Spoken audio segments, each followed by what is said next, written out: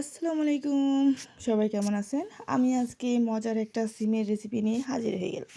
আমি এখানে কিছু টাটকা ফ্রেশ একদম সতেজ কিছু সিম নিয়ে নিয়েছি। দেখতেই পাচ্ছেন। আমি আজকে যে রেসিপিটা তৈরি করব যদি একবার খান তাহলে দেখবেন আপনার ফ্যামিলির সবাই আপনার প্রশংসা করবে। আর এইরকম রেসিপি যদি হয় তাহলে মাছ মাংস আর কিছুই লাগবে না।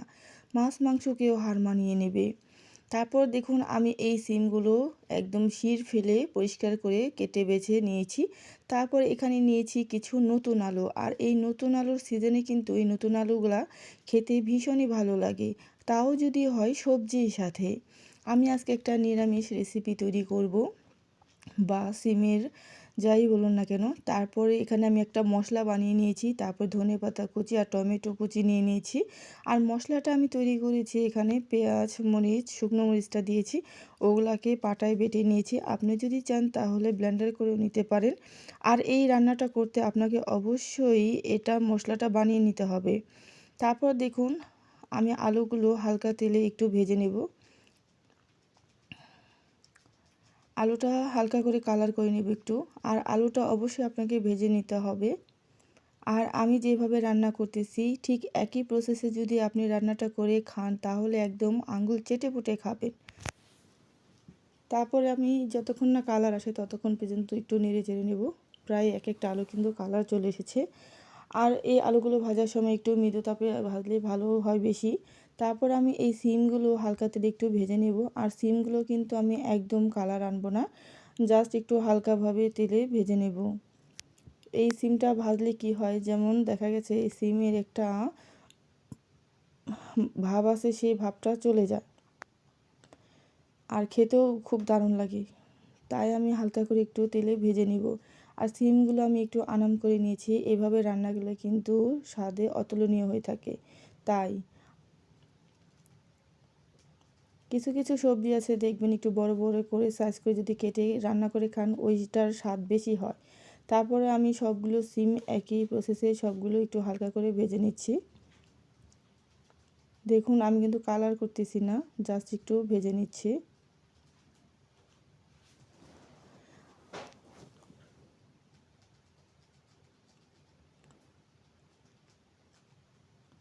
প্রায় হয়ে এসেছে। আমি আর বেশিক্ষণ এটাকে ভাজবো না। আর এই শীতের সিমের মৌসুমে যদি আপনি এইরকম রেসিপি না খান তাহলে কিন্তু খুবই মিস করবেন। তারপর ভাজা হয়ে গেলে আমি এখানে নামিয়ে নিচ্ছি সিম আর আলু। দেখুন ভেজে নিলাম, নামিয়ে নিলাম। আর অপর পাশে আমি একটা কড়াই বসিয়ে দিলাম। কড়াইতে একটু তেল দিয়ে দিলাম এই ভাজাটা নামিয়ে। তারপর এখানে দিয়ে দেব কিছু পাঁচফোড়ন। আর পাঁচফোড়নটা আমি কিন্তু ফাঁকি করিনি, জাস্ট আমি গরম তেলে দিয়ে দিব। তারপরে এটা একটু হালকা করে ভেজে নিব পাঁচফোড়নটা। আর এই রান্নাটা করতে গেলে আপনাকে অবশ্যই এই পাঁচফোড়নটা দিতে হবে। তারপর আমি যে মশলাটা তৈরি করেছি সেই মশলাটা দিয়ে দিচ্ছি এই পাঁচফোড়নের সাথে। তেলে একটু ভালোভাবে কষিয়ে নিব। তারপর এর সাথে দিয়ে দিব একটু আদা বাটা। তারপর দিয়ে দেবো এখানে টমেটোটাও দিয়ে দিচ্ছি। টমেটো দেওয়ার পরে একটু ভালোভাবে নেড়ে চেড়ে নেব। আর টমেটো সিদ্ধ হতে কিন্তু বেশিক্ষণ সময় লাগে না। আর এটাও একটু তেলে ভেজে নিলাম। তারপরে আদা বাটাটা আমি দিয়ে দিলাম। তারপর দিয়ে দিব হলুদ মরিচ সব মিক্স করা একসাথে। তারপরে এখন সবগুলো একসাথে ভালোভাবে মশলাটা একটু ভালোভাবে কষিয়ে নিব। আর আপনার মশলাটা যদি ভালোভাবে কষানো হয় তাহলে দেখবেন ওই তরকারিটা কিন্তু খেতে আপনার খুবই ভালো লাগে। কারণ একটা তরকারি রান্না করার সময় মশলাটাই হলো মেন। তারপর আমি এখানে দিয়ে দিব পানি। আর পানির পরিমাণটা আমি এখানে দেব যতটুকু পরিমাণ আমার ওই সবজিটা সেদ্ধ হতে লাগে ততটুকু পরিমাণে। যেহেতু আমি এখানে ঝোল রাখবো না সেহেতু আমার এখানে পর্যাপ্ত পানি লাগবে না, অল্প পানিটা দিলেই হয়ে যাবে। আর বেশি পানি হলে কিন্তু একদমই গলে যাবে, সেই জন্য আপনার পানির পরিমাণটা আপনাকে সবজির তুলনায় দিতে হবে।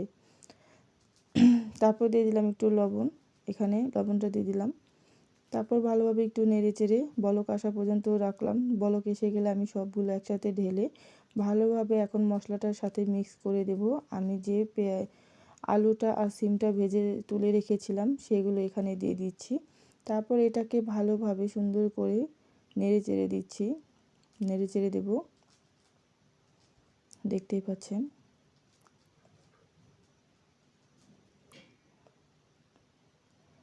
এটাকে নেড়ে চেড়ে দিলাম। এইভাবে আমি একটা ঢাকনা দিয়ে এখন এটাকে ঢেকে দেব সবজিটা সিদ্ধ হওয়ার জন্য। জাস্ট দেখুন কালারটা কিন্তু খুবই সুন্দর হয়েছে। আর আমার এই পাশ থেকে কালারটা কিন্তু আরও বেশি সুন্দর লাগছে, ক্যামেরায় একটু কালারটা কম দেখাচ্ছে। তারপর আমি ঢাকনা দিয়ে কিছুক্ষণের জন্য ঢেকে দিলাম, যতক্ষণ না পর্যন্ত সবজিটা সিদ্ধ হচ্ছে ততক্ষণ পর্যন্ত একটু ওয়েট করব।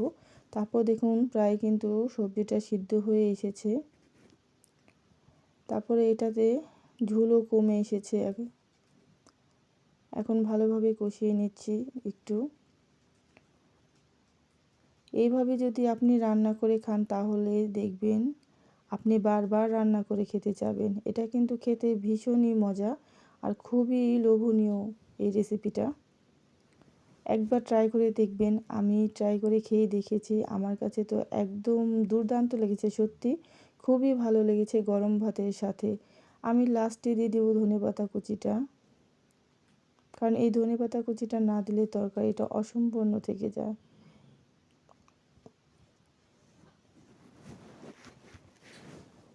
আর যারা ধনেপাতা কুচি না খেতে পারেন তারা জিরে গুঁড়োটা দিলেও হবে। আমি এখানে ধনেপাতা কুচিটাই অ্যাড করে দিলাম। তারপরে এইভাবে কিছুক্ষণ চুলার উপর রেখে দিব যতক্ষণ না পর্যন্ত ঝোলটা শুকায়। দেখুন ঝোলটা কিন্তু আঠালো হয়ে গেছে। আর আমি আরও শুকিয়ে নেব ভালোভাবে, একদম চচ্চড়ির মতো করে নেব, যাতে করে এটাতে ঝোল না থাকে।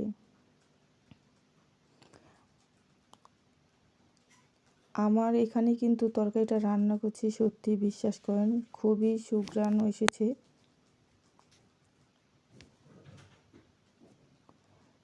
গ্রানে চারদিক যেন মৌ করতেছে। তাহলে ভাবুন খেতে কত ভালো লাগবে।